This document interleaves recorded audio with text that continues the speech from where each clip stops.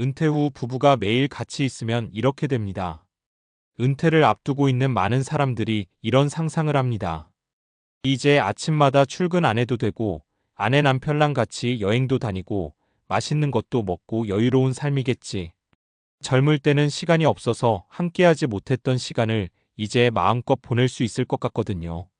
그래서 은퇴를 둘만의 황금기라고 생각하기도 합니다. 그런데 막상 은퇴를 하고 나면 예상과는 조금 다른 현실을 마주하는 경우가 많습니다. 그동안은 각자의 생활 리듬이 있었습니다. 남편은 직장으로 출근하고 아내는 집안일이나 사회활동을 하고 낮 시간은 서로 다른 공간에서 지냈죠. 그러다 저녁에 만나 하루 이야기를 나누며 시간을 보냈습니다. 이 거리감이 오히려 관계의 균형을 만들어주기도 했습니다. 하지만 은퇴를 하면 상황이 달라집니다. 하루 24시간을 같은 공간에서 함께 보내는 삶이 시작됩니다. 이때 많은 부부들이 예상하지 못했던 갈등을 경험합니다. 어떤 부부는 더 가까워지지만 어떤 부부는 오히려 관계가 불편해지기도 합니다. 그래서 요즘 은퇴 상담에서는 이런 말도 합니다. 노후 준비의 절반은 돈이고 나머지 절반은 관계다. 은퇴 후 부부가 매일 같이 지내면서 생기는 변화는 크게 세 가지에서 나타납니다. 1. 생활 방식 충돌이 생각보다 많습니다. 은퇴 전에는 몰랐던 생활 습관의 차이가 은퇴 후 크게 드러납니다. 출근하던 시절에는 서로의 생활을 자세히 볼 일이 많지 않았습니다. 하지만 은퇴 후에는 사소한 것들이 계속 눈에 들어옵니다. 예를 들어 이런 것들입니다. TV 보는 시간, 집안일 하는 방식, 식사 시간, 집에서 보내는 방식. 이 작은 차이가 쌓이면 스트레스로 변하기도 합니다. 사례 1집에서 왜 이렇게 잔소리를 하지? 60대 초반에 은퇴한 한 남성의 이야기입니다. 직장 생활 35년을 마치고 집에 있는 시간이 많아졌습니다. 처음에는 좋았습니다. 그런데 몇 달이 지나자 아내와 자주 부딪히기 시작했습니다. 아내가 이렇게 말합니다. 여보, 신발 좀 제대로 놓아요. 수건 좀 쓰고 걸어놔요. 왜 하루 종일 TV만 봐요? 남편 입장에서는 억울합니다. 회사 다닐 때는 이런 말 안 했는데 왜 이러지? 하지만 아내 입장에서는 그동안 남편이 집에 있는 시간이 적어서 그런 습관을 볼 일이 없었던 것입니다. 하루 종일 같이 있다 보니 작은 생활 습관이 계속 눈에 띄는 것이죠. 이 부부는 나중에 해결 방법을 찾았습니다. 남편이 주 3회 등산 모임에 나가고 아내는 문화센터 수업을 다니기 시작했습니다. 그러자 신기하게도 갈등이 크게 줄었습니다. 서로 떨어져 있는 시간이 관계를 건강하게 만든 것입니다. 2. 서로의 역할이 갑자기 바뀝니다. 은퇴 전에는 부부 사이에 어느 정도 역할이 나뉘어 있었습니다. 남편 경제활동 중심, 아내 가정관리 중심. 하지만 은퇴를 하면 남편이 집에 있는 시간이 늘어나면서 가정의 영역에 자연스럽게 들어오게 됩니다. 이때 두 가지 문제가 생깁니다. 하나는 간섭, 다른 하나는 무력감입니다. 남편이 집안일에 지나치게 관여하면 아내는 피곤해집니다. 반대로 남편이 아무것도 하지 않으면 스스로 쓸모없다고 느끼기도 합니다. 사례 2. 당신은 왜 그렇게 해? 어느 은퇴 부부의 이야기입니다. 남편이 은퇴 후 집에 있으면서 요리를 도와주기 시작했습니다. 좋은 의도였죠. 그런데 문제가 생겼습니다. 아내가 요리를 하면 남편이 옆에서 계속 말합니다. 소금 너무 많이 넣는 거 아니야? 그렇게 하면 맛없어. 내가 할게. 아내는 점점 짜증이 났습니다. 결국 어느 날 이렇게 말합니다. 그냥 당신이 다 하세요. 이 부부는 크게 다툰 후 상담을 받았고 상담사가 이렇게 조언했습니다. 각자의 영역을 존중하세요. 그래서 역할을 다시 정했습니다. 남편 아침 식사 담당, 아내 점심 저녁 담당. 간섭이 줄어들자 관계도 훨씬 편안해졌습니다. 3. 함께 있는 시간이 많아질수록 대화의 질이 중요해집니다. 은퇴 후에는 대화 시간이 많아집니다. 그런데 대화의 질이 좋지 않으면 오히려 관계가 더 힘들어집니다. 특히 이런 대화는 갈등을 만듭니다. 과거 이야기 반복, 건강 걱정만 하는 대화, 자녀 이야기만 하는 대화, 잔소리. 그래서 노후 부부에게 중요한 것은 공통의 관심사입니다. 사례 3. 은퇴 후 오히려 더 친해졌습니다. 반대로 은퇴 후 더 가까워진 부부도 있습니다. 한 60대 부부는 은퇴 후 같이 걷기 운동을 시작했습니다. 처음에는 건강 때문에 시작했습니다. 그런데 매일 같이 걷다 보니 자연스럽게 이야기를 하게 됩니다. 젊을 때 이야기, 아이 키우던 이야기, 여행 계획 이야기, 걷기 운동이 대화의 시간이 된 것입니다. 이 부부는 이렇게 말합니다. 우리는 은퇴 후에 연애 다시 하는 기분이에요. 이처럼 공통활동은 관계를 훨씬 건강하게 만듭니다. 은퇴 후 부부가 행복해지는 3가지 방법. 많은 전문가들이 말하는 은퇴 후 부부관계의 핵심은 3가지입니다. 1. 서로의 시간을 존중하기. 하루 종일 붙어 있는 것보다 각자의 시간을 갖는 것이 중요합니다. 친구 모임, 취미 활동, 운동, 봉사활동. 각자의 세계가 있어야 관계도 건강합니다. 2. 새로운 공통 취미 만들기. 노후에 부부가 함께 할 수 있는 활동이 있으면 좋습니다. 예를 들면 여행, 걷기, 등산, 사진, 텃밭 가꾸기. 이런 활동은 대화를 자연스럽게 만들어줍니다. 3. 고치려고 하지 않기. 오랫동안 살아온 사람을 갑자기 바꾸는 것은 어렵습니다. 은퇴 후 관계에서 가장 중요한 태도는 이것입니다. 그럴 수도 있지. 이 마음이 있으면 갈등이 크게 줄어듭니다. 마무리. 은퇴는 단순히 직장을 떠나는 일이 아닙니다. 삶의 방식이 완전히 바뀌는 사건입니다. 특히 부부에게는 더 큰 변화입니다. 평생 따로따로 살던 시간이 이제는 함께 보내는 시간으로 바뀌기 때문입니다. 그래서 은퇴 준비는 단순히 돈 준비만이 아니라 관계 준비이기도 합니다. 서로의 시간을 존중하고 함께할 취미를 만들고 조금은 여유로운 마음으로 바라본다면 은퇴 후의 삶은 부부에게 가장 좋은 시간이 될 수도 있습니다. 어쩌면 우리는 은퇴 후에야 비로소 서로를 제대로 알아가는지도 모릅니다.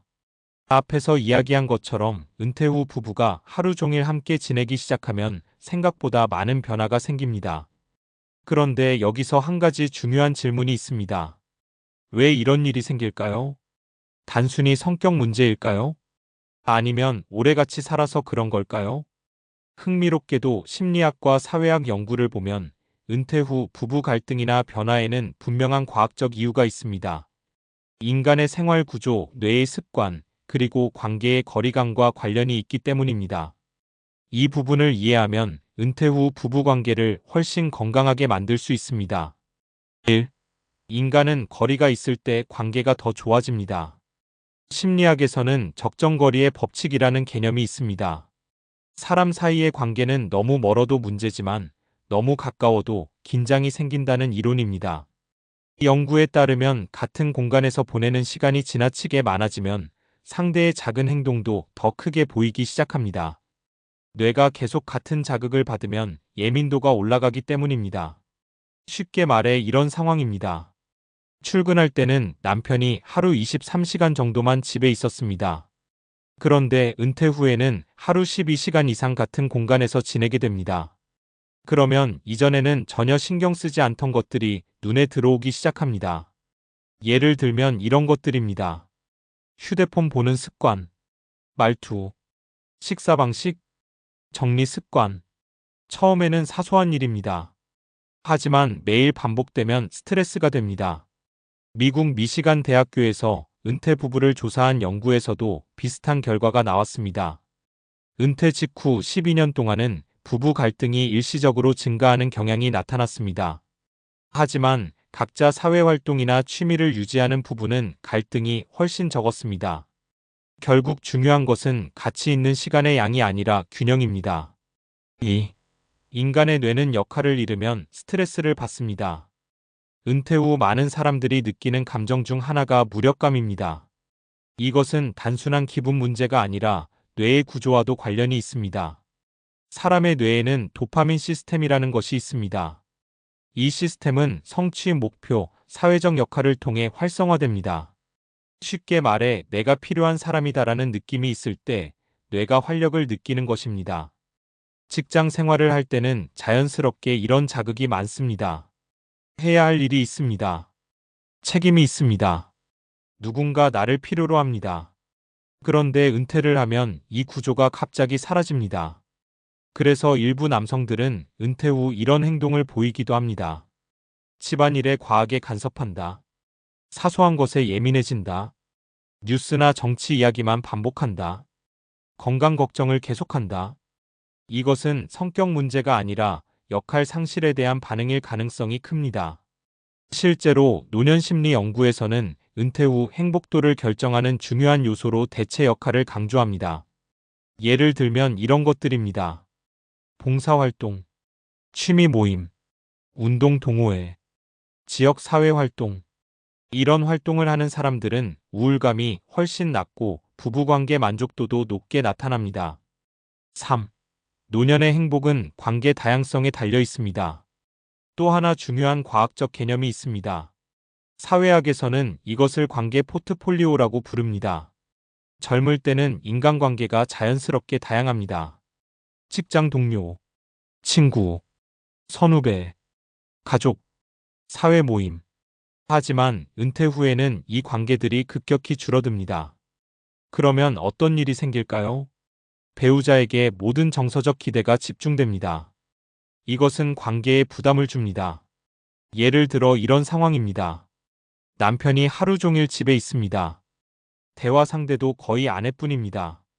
그러면 아내는 자연스럽게 배우자, 친구, 상담자, 가족 역할을 동시에 해야 합니다. 이것은 어느 한 사람에게 너무 큰 부담입니다. 그래서 노년 연구에서는 이런 말을 합니다. 행복한 노년은 한 사람에게 의존하지 않는다. 친구, 취미 모임, 사회활동 등 관계의 폭이 넓을수록 삶의 만족도가 높아집니다. 4. 건강한 부부는 함께하는 시간과 따로 있는 시간이 균형을 이룹니다. 장수 연구로 유명한 하버드 성인발달 연구에서도 흥미로운 결과가 있습니다. 행복한 노년을 보내는 부부들의 공통점은 두 가지였습니다. 첫째는 함께하는 활동이 있다는 것입니다. 예를 들면 여행, 운동, 취미 활동, 산책. 둘째는 각자의 세계가 있다는 것입니다.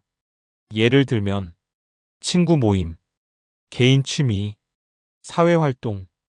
이 두 가지가 균형을 이루면 관계 만족도가 높게 나타났습니다.